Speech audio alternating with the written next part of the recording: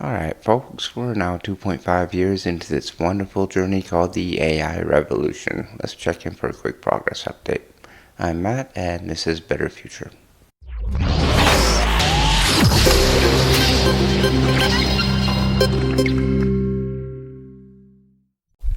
For those in the unknown, let me quickly bring you up to speed. A few years ago, some really cool new tech hit the scenes called LLMs. These things are great. They're fun, they're entertaining, they're awesome at compressing and distilling knowledge, and should be something that we can all collectively celebrate. But of course we can't, because the modern tech industry has been co-opted by a small handful of billionaire psychopaths. And this splendid group of individuals, some who have more wealth than has ever been witnessed before in the history of human civilization, have decided that, gosh darn it, they just don't quite have enough. There are multiple spaceships, private islands, expansive living estates, and unfathomable wealth just isn't quite enough, They just need a little bit more. How much more, you ask?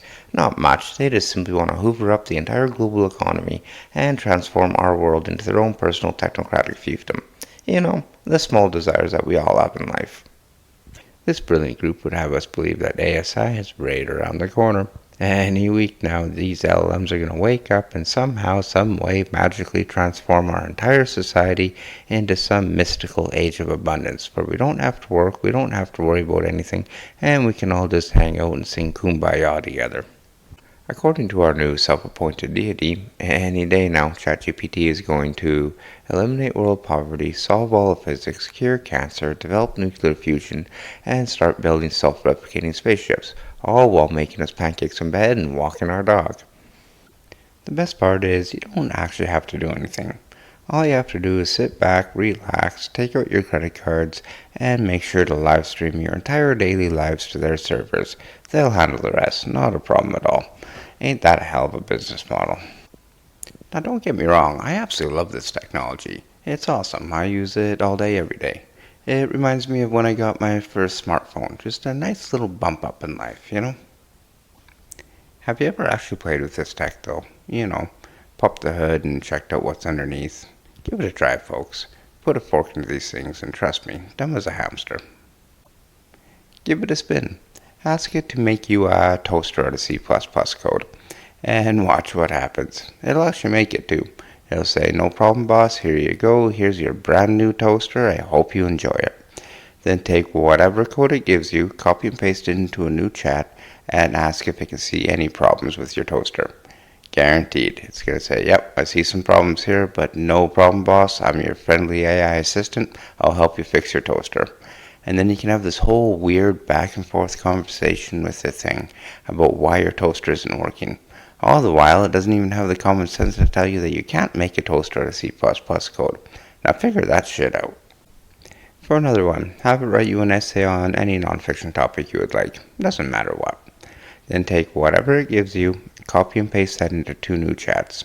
Preface one chat with, this is absolutely amazing, I am so impressed. Then preface the other chat with, this guy's a complete idiot, I think I'm going to fire this moron. Watch what happens. It'll give you 3 different versions of the truth. You bet, guys. Let's go ahead and shove this into every classroom and have it educate the next generation of our kids, because that'll definitely better humanity. If you haven't figured it out yet, these things are nothing more than multi-billion-dollar mechanical Turk devices, all designed to steal your personal data, attention, and corrupt your cognition. If anybody out there actually believes this is the 4th Industrial Revolution, then I got a bridge to sell you. I remember when tech actually used to be cool. I remember a time where every year we'd get this nice little transparent bump in our lives that would help make things just a little easier. From CDs to DVDs, from 33.6 modems to broadband, from flip phones to smartphones. Silicon Valley, once a magical place filled with hope, innovation, the intellectually curious, who actually had society's best interest at heart. Have you seen it lately? Have you taken a look? It's become a grotesque embarrassment.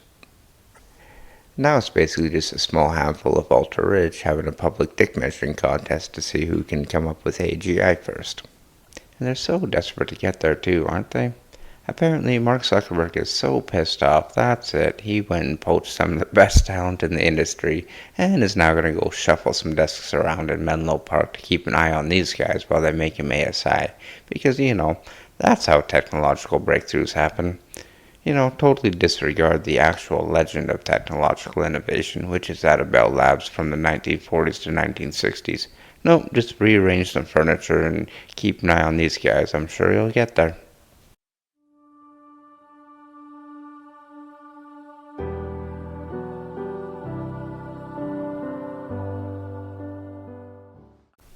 On a more serious note, I don't know much, but I've been around the block a few times, and I've managed to figure out a few things about this whole journey that we all call life. One only needs to open their eyes to see the amount of pain and sadness that's out there right now. Hell, I wake up every day myself, still surprised I'm even alive and haven't taken a nap on the railroad tracks yet. So trust me, I know how brutal it can be out there. I don't know much, but I do know it's high time we all reach out to our fellow neighbor and ask if they're okay. Because I know through that, spontaneous and magical connections will be made. And these connections, regardless of how small or innate they may seem at the time, will spur the next generation of hope, ingenuity, and human innovation that will write the next chapter in our shared history. Don't worry about what algorithms Sam Altman, Elon Musk, or Dario Amodei promise that they have up their sleeve. Just view these people as your fellow brother and sister, and don't be scared to call them out on their bullshit. It may seem dark right now, but don't worry. The skies will eventually clear. All you have to do is crack a history book to see that humanity always prevails. Us humans love, laugh, cry, entertain, innovate, and build absolute masterpieces together. No AI algorithm is ever going to replace that.